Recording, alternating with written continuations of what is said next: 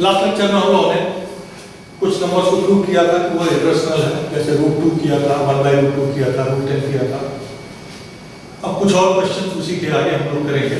आपके एक्सरसाइज में भी उस तरह के क्वेश्चन हैं, ठीक है, चाहे सीबीएसई बोर्ड हो चाहे एससीसी बोर्ड हो, दोनों में पोर्शन है और आप अपने अपने बुक से भी देख सकते हैं, ठीक है, जो भी बुक्स अवेलेबल हो उससे आप देख सकते हैं। कुछ क्वेश्चन आप अलग से भी प्रैक्टिस करेंगे, क्योंकि यहाँ पे पॉसिबल नहीं है कि एक एक क्वेश्चन आपको डिस्कस किया जाए। मैं बेस्ट कॉम्बिनेशन बना के डिस्कस करने की कोशिश कर रहा हूँ कि जितने भी तरह के क्वेश्चंस होते हैं वो सब डिस्कस हो जाए, जिससे उनको बेस बना के आप एक्सरसाइज के क्वेश्चन सॉल्व करेंगे, फिर आपको चीजें समझ में आएंगी। तो अभी क्वेश्चन इस तरह से है,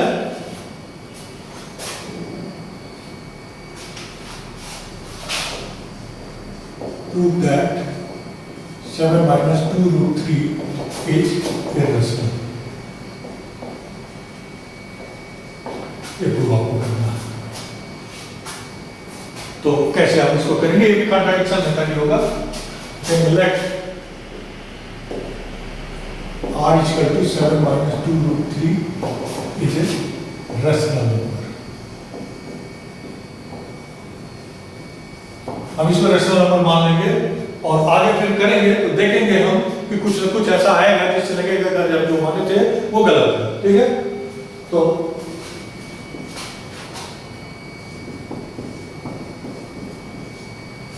सेवन माइनस r = 2√3 लिख सकते हैं। कैसे, r को इधर ले जाएंगे तो क्या हो जाएगा, 7 - r होगा, और -2√3 को इधर ले आएंगे तो क्या हो जाएगा, +2√3 होगा। तो 7 - r = 2√3, 7 - r/2 = √3, ठीक है। अब 7 क्या है, रैशनल नंबर है, r क्या है, रैशनल नंबर आपने खुद माना है, 2 क्या है, रैशनल नंबर है। तो 7 रैशनल नंबर है, r रैशनल नंबर है, तो 7 - r क्या होगा, ये भी रैशनल नंबर होगा, और 7 - r/2 क्या होगा, ये भी रैशनल होगा। इसका मतलब ये पूरी क्वांटिटी जो है ये क्या है, रैशनल नंबर है। और ये रैशनल नंबर किसके बराबर आप दिखा रहे हो, √3 के।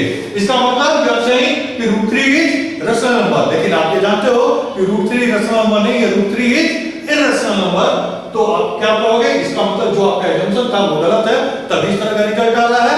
इसका मतलब जो r को आपने रैशनल माना था वो रैशनल नहीं है, ठीक है। तो वही चीज बस यहां पे लिख देंगे। तो 7 - r/2 आपको दिखाई दे रहा है कि रैशनल नंबर है, ठीक है। तो implies 7 - r/2 is rational number, which implies ये किसके बराबर है, √3 के, √3 is rational number,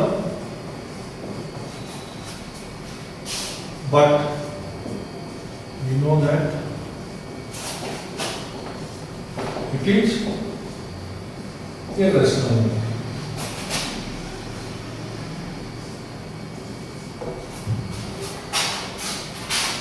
So our assumption is wrong।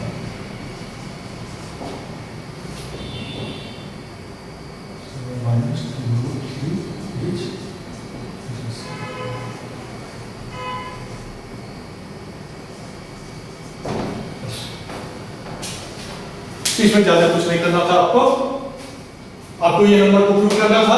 आपने पहले मान लिया कि डी इज रैशनल नंबर, तो इसको r के बराबर कर दिया, r = 7 - 2√3। अब ये रैशनल है, आपने मान लिया है। अब इसको आगे सॉल्व किए तो आप r को इधर ले गए तो 7 - r हो गया, 2√3 को इधर ले गए माइनस साइन तो प्लस हो गया, ये हो गया। 2 से डिवाइड कर दिया तो 7 - r/2 = √3। अब ये चीजें जो हो रही है, ये क्रॉस मल्टीप्लिकेशन वगैरह अगर 8 तक आप पढ़े होंगे तो उसमें बताया जाता था, यहां लिखा भी जाता था डिवाइड बोथ साइड बाय 2। तो वो सब अब आपको नहीं लिखना है, आप 9 पे आ गए हो तो धीरे धीरे वो चीजें भूलनी है। तो उसमें अगर प्रैक्टिस करने में आपको प्रॉब्लम है तो अभी आपकी छुट्टियां ही चल रही हैं, ठीक है। तो आप चाहो तो इन चीजों को थोड़ा सा प्रैक्टिस एड की बुक से कर सकते हो, अदरवाइज अगर समझ में आ रहा तो कोई प्रॉब्लम नहीं है। तो 7 - r/2 = √3, ये क्या हो गया, ये आपने लिख दिया। अब यहीं से आपको ये बताना है, आपको ये पहले समझ में आना चाहिए, फिर आप सामने बताओगे। 7 रैशनल है, r रैशनल है, r आपने रैशनल माना हुआ है, तो 7 - r क्या होगा, रैशनल होगा, डिवाइडेड बाय 2, 2 क्या है, रैशनल है। तो रैशनल बाय रैशनल, रैशनल आता है। आपको लास्ट टाइम पे थ्योरम बताया भी गया था कि दो रैशनल नंबर a और b है तो a by b is rational, b 0 नहीं होना चाहिए, तो b यहां पे 0 नहीं है, तो ये रैशनल है। इसका मतलब 7 - r/2 इज रैशनल नंबर। और अगर ये रैशनल नंबर है तो ये किसके बराबर है, √3 के बराबर दिखाई दे रहा है, इसका मतलब √3 is also a rational number. लेकिन आप जानते हो कि √3 रैशनल नंबर नहीं है, वो क्या है? इररेशनल नंबर है। इसका मतलब जो कुछ भी आपने ऊपर माना है वो सब गलत है, और सब गलत है तो आपने माना क्या था? 7 - 2√3 इज रैशनल। ये गलत है, इसका मतलब 7 - 2√3 इज इररेशनल। डन। तो इस तरह से इस क्वेश्चन को आपको सॉल्व करना है।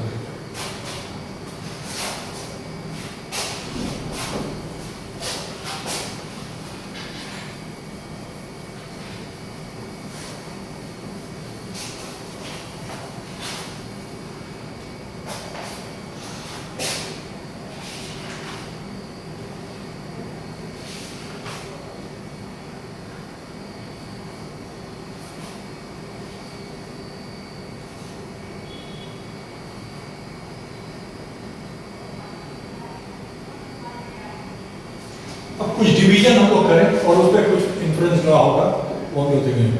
50 को अगर हम लोग डिवाइड कर रहे हैं, सॉरी 13 को डिवाइड करना है 50 से, तो क्या होगा? 13 छोटा है तो एक डेसिमल पॉइंट लगाएंगे, यहाँ पे 0 बढ़ जाएगा। कितनी टाइम जाएगा? 2 बार जाएगा, 100। फिर क्या बचेगा? 30 बचेगा। एक 0 बढ़ाएंगे और कितनी बार जाएगा? 6 टाइम जाएगा, 300। ठीक है। अब यहाँ पे माइनस करेंगे 0 बचेगा, तो आपको दिखाएंगे 0.26 रिजल्ट आएगा।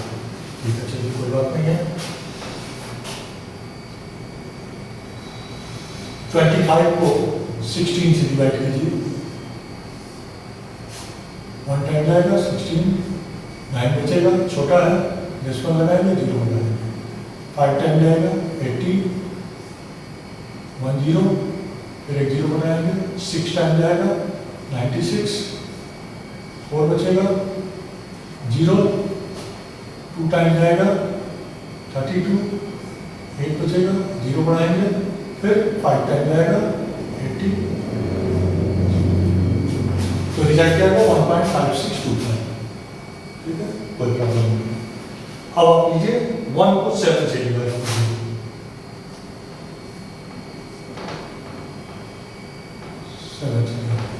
पहली बार नहीं जाएगा, 0 बढ़ा के डेसिमल लगाएंगे, 0। कितनी बार जाएगा? 1 बार जाएगा, क्या है? 3। फिर 0 बढ़ाएंगे, 4 टाइम जाएगा, 28, 2 बचा, 0 बढ़ाएंगे, फिर 2 हो जाएगा, 46, 0 बढ़ाएंगे, 8 टाइम जाएगा, 56, फिर 4, 0, 5 टाइम जाएगा, 35, 5 बचेगा, 0 बढ़ाएंगे, 7 टाइम जाएगा, 49, 1।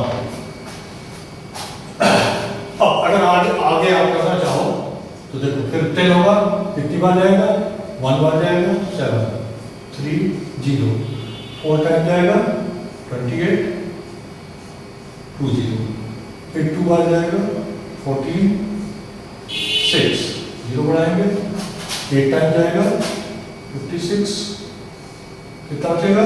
4, 0 बढ़ाएंगे, फिर 5 टाइम जाएगा, 35, 5, 0 बढ़ाएंगे, 7 टाइम जाएगा, 49, 1। अब कहानी क्या हो गई है?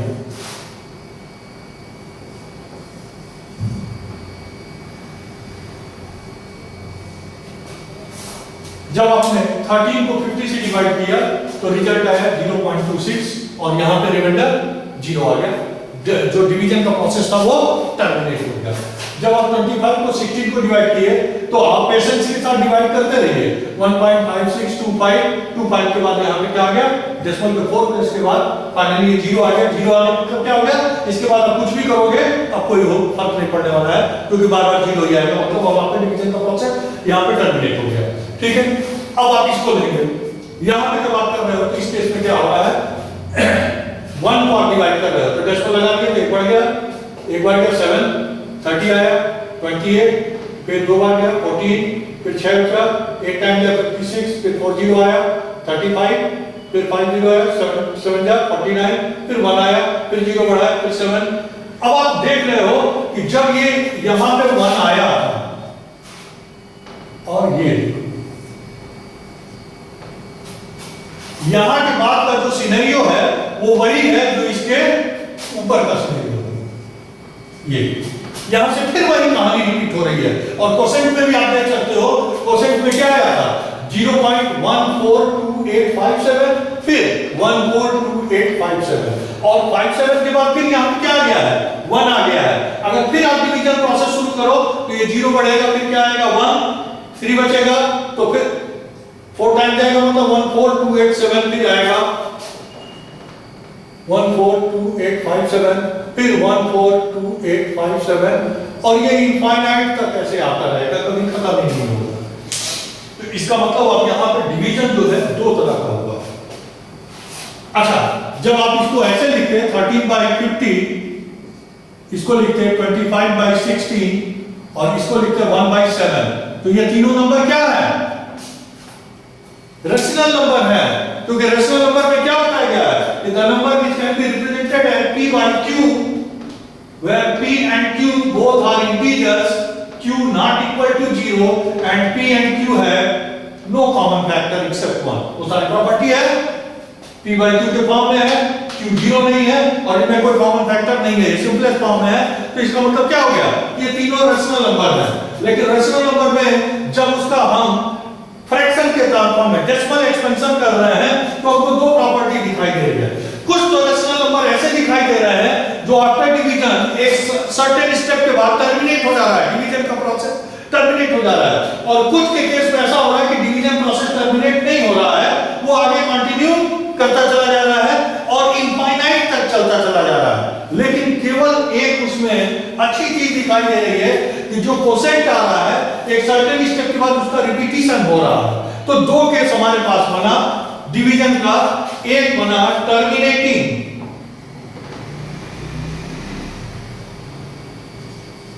और दूसरा बना नॉन टर्मिनेटिंग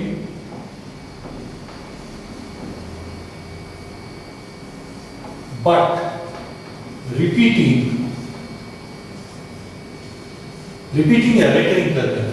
ये टर्मिनेटिंग है, ये टर्मिनेटिंग है, ये नॉन टर्मिनेटिंग बट रेकरिंग या रिपीटिंग है। मतलब इन दोनों में डिवीजन का प्रोसेस एक सर्टेन स्टेप के बाद टर्मिनेट हो जा रहा है, खत्म हो जा रहा है, जबकि इसमें डिवीजन का प्रोसेस जो है एक सर्टेन स्टेप के बाद खत्म नहीं हो रहा है, वो चलता रहा है, इनफाइनाइट तक चलता रहेगा, कभी खत्म ही नहीं होगा, पूरी जिंदगी करते रहोगे खत्म नहीं होगा।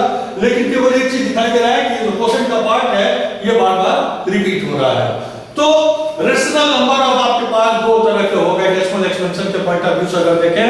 ऐसे नंबर जिनमें डिवीजन का प्रोसेस जो है टर्मिनेटिंग है, एक सर्टेन स्टेप के बाद टर्मिनेट हो जा रहा है, और ऐसे भी कुछ रेशनल नंबर है जिसमें डिवीजन का प्रोसेस टर्मिनेट नहीं हो रहा है बट उसका जो कोसेंट का पोर्शन है वो रिपीट हो रहा है। तो इसको कहते हैं टर्मिनेटिंग और इसको कहते हैं नॉन टर्मिनेटिंग बट रेकरिंग या बट रिपीटिंग। बात समझ में आ रही है? तो अगर इसका रिजल्ट आप लिखोगे 13/50 तो क्या लिखोगे 0.26। इसका रिजल्ट लिखोगे 25/16 तो क्या लिखोगे 1.5625। जब 1/7 लिखोगे तो क्या लिखोगे रिजल्ट 0.142857 142857 142857। इस तरह से पूरी जिंदगी आप लिखते रहोगे, खत्म नहीं होगा। तो आपको वो नहीं करना है, आपको करना क्या है रिप्रेजेंटेशन इसका दिया गया कि 142857 लिखे और इसके ऊपर ऐसे बार रखा। अब ये स्टैंडर्ड नोटेशन है, कहीं कहीं पे आप बार की जगह पे जैसे 1.5 हमने बार लगाया, वहां पे क्या किया डॉट लगा दिया जाता है। तो अगर इस केस में डॉट लगाते हैं तो 0.142857 है, तो आपको सबके ऊपर डॉट लगाना पड़ेगा। तो सब पे डॉट लगाने से अच्छा है कि आप एक सिंगल लाइन लिख देते हो, बात लिख देते हो। तो 1/7 इसका जो 0.142857 ये दिखाई दिया तो सबको समझ में आ जाएगा कि इसका मतलब क्या है। इसका मतलब ये है कि ये रिपीटिंग टर्मिनेटिंग तो नहीं है लेकिन रिपीटिंग है रेशनल नंबर। डन। तो ये डेसिमल एक्सपेंशन होता है, इस पे भी क्वेश्चन आ जाता है कि आपको दे दिया जाएगा कि write down the decimal expansion of this rational number, तो आप ऐसे इसको करोगे। ये तो ठीक हो गया। अब जस्ट इसका रिवर्स, वो अच्छी चीज है।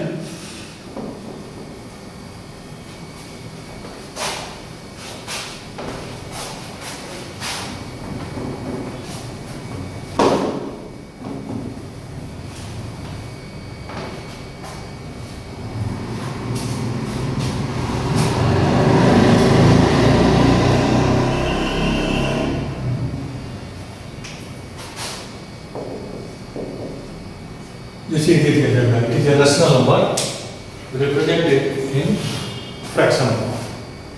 डेसिमल एक्सपेंशन है, आपको फ्रैक्शन में कन्वर्ट करना है, तो कैसे करेंगे? क्वेश्चन समझ आ रहा है क्या है कि आपको डेसिमल फॉर्म में दे दिया जाता है और आपको कहा जाता है फ्रैक्शनल फॉर्म में रेशनल नंबर लिखो, ठीक है? तो इसका फ्रैक्शनल फॉर्म कैसे लिखेंगे? तो सबसे पहले हम लिखेंगे x इक्वल टू 0 पॉइंट, ये 3 का मतलब क्या है? 3 3 3 3 3 ऐसे डॉट, मतलब ये इनफाइनाइट है। अब दोनों तरफ 10 से मल्टीप्लाई करेंगे, तो तुलना आपका एक क्वेश्चन होगा 10 से ही क्यों करेंगे? तो ये चीज हमें देखना होता है कि रिपीटिंग डिजिट कितने हैं, कितने डिजिट रिपीट हो रहे हैं, इसमें कितना डिजिट रिपीट हो रहा है? सिंगल डिजिट रिपीट हो रहा है। तो नंबर ऑफ रिपीटिंग डिजिट अगर सिंगल है 1 है तो 10 से मल्टीप्लाई करेंगे। नंबर ऑफ रिपीटिंग डिजिट अगर 2 है तो 100 से करेंगे। नंबर ऑफ रिपीटिंग डिजिट अगर 3 है तो 1000 से करेंगे। ये एक जनरल रूल होता है। तो अभी रिपीटिंग डिजिट सिंगल है, और कैसे पता चलता है रिपीटिंग कितने कितने के ऊपर बार लगा हुआ है, इससे आपको पता चल जाएगा। तो सिंगल लगा हुआ है तो आप दोनों तरफ 10 से मल्टीप्लाई कर देंगे, तो क्या हो जाएगा? 10x equal to 3.3333 multiply both side by 10। बात समझ आ रही है? दोनों तरफ 10 से मल्टीप्लाई कर दिए तो इधर 10x हो जाएगा, और इधर क्या होगा? 10 से मल्टीप्लाई होगा तो डेसिमल एक पोजीशन इधर शिफ्ट हो जाएगा, तो 3.333। अब इसमें से इसको सबट्रैक्ट करें तो 10x में से x जाएगा, कितना बचेगा? 9x, और इधर क्या बचेगा? बहुत सीधा तरीका है, ये 3 बचेगा। 3 में से 0 जाएगा, जैसे ये आप ऐसे लिख लो 3.33 और 0.33। अब ये 0.33 ये था, इसमें 10 में मल्टीप्लाई किए तो ये मिला था। तो डेसिमल के पहले इसमें 0 है, डेसिमल के पहले इधर 3 है, डेसिमल के बाद इधर क्या है और डेसिमल के बाद इधर क्या है? ये दोनों क्वांटिटी बराबर है कि अलग है? इसमें 10 से मल्टीप्लाई किया तो एक डेसिमल पोजीशन इधर शिफ्ट हो गया, तो वर्चुअली तो आपको लगेगा कि इसमें एक पोजीशन इधर शिफ्ट हुआ है, तो इसका मतलब ये कम हो जाएगा, लेकिन ऐसा नहीं है, क्योंकि नंबर ऑफ 3 कितने हैं? इनफाइनाइट है। इनफाइनाइट में से 2-4 ले भी लो तो कोई फर्क नहीं पड़ेगा। इसका मतलब एक पोजीशन इधर शिफ्ट हो जाने के बाद भी डेसिमल के बाद अभी नंबर ऑफ 3 इनफाइनाइट ही है, और इधर भी डेसिमल के बाद नंबर ऑफ 3 इनफाइनाइट ही है, मतलब ये दोनों बराबर है। तो जब ये सबट्रैक्ट करोगे तो ये पोर्शन खत्म हो जाएगा, केवल बचेगा क्या? जैसे इसमें से करोगे तो ये सब खत्म हो जाएगा, 3 बचेगा। तो हम क्या लिखेंगे? 3 या x इक्वल टू 3/9 या इक्वल टू 1/, ये इसको रिप्रेजेंटेशन। देखो इसको विदाउट बोलो,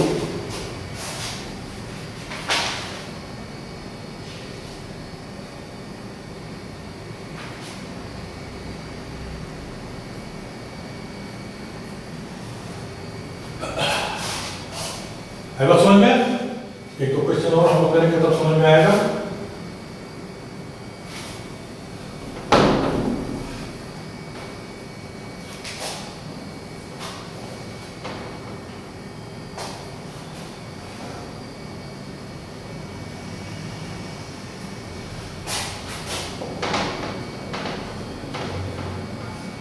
x इक्वल टू 1.27, इसको फ्रैक्शनल फॉर्म में रिप्रेजेंट करना है, तो फिर से प्रोसेस फॉर क्या जाएगा? x इक्वल टू 1.272727, ठीक है? क्योंकि इसमें रिपीटिंग डिजिट कितने हैं? 2 डिजिट ऊपर बार लगा है, तो 27 27 27 रिपीट हो रहा है। तो मल्टीप्लाई कितने से करेंगे? रिपीटिंग डिजिट 2 है तो मल्टीप्लाई कितने से करेंगे? 100 से। तो दोनों सब 100 से मल्टीप्लाई कर दो, तो 100x इक्वल टू क्या हो जाएगा?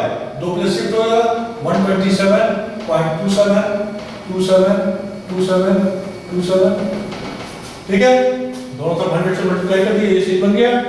इसमें से इसको सबट्रैक्ट कर दीजिए, 99x इक्वल टू 127 में से बन गया 126, बाकी सारी चीजें खत्म हो जाएंगी, ठीक है? x इक्वल टू 126/90,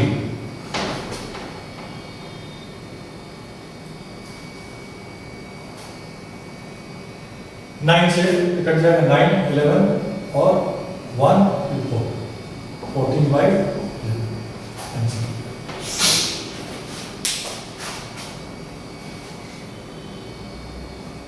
तो यहाँ पे सिंगल डिजिट का रिपीटिशन था, 10 से मल्टीप्लाई हुआ था, यहाँ डबल डिजिट का रिपीटिशन है। अब समझ में आ रही है? अब एक क्वेश्चन और देखिए, उसमें थोड़ा सा अलग है, फिर ये 3 तरह के केस होते हैं, तीनों समझ में आ जाएंगे आपको, तो इस पर क्वेश्चन वर्कआउट करिएगा। x इक्वल टू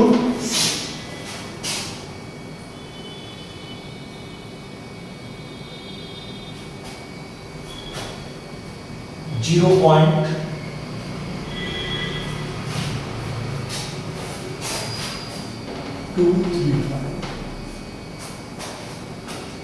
अब इसमें क्या है, देखिए इन दोनों क्वेश्चन से थोड़ा अलग है। इसमें डेसिमल के बाद क्या था 3 और 1 डिजिट का रिपीटिशन होता है।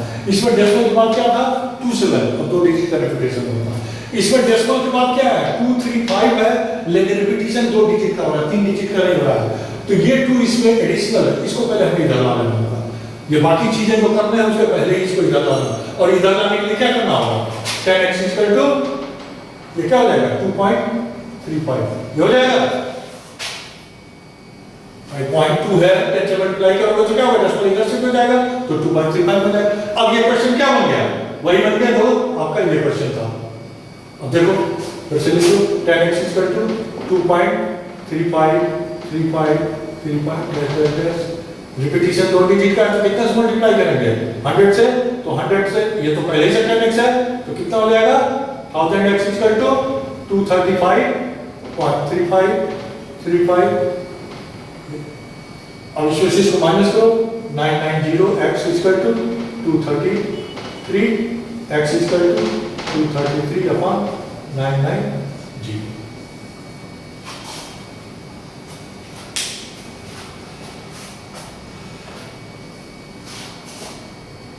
समझ आ रही है?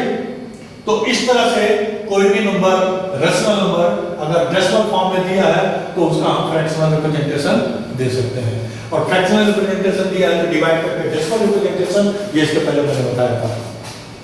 तो इस पे कुछ क्वेश्चंस हैं, आप इनको प्रैक्टिस करेंगे, कल इसके आगे हम लोग डिस्कस करेंगे और किस तरह से रैशनलाइजेशन कैसे होता है।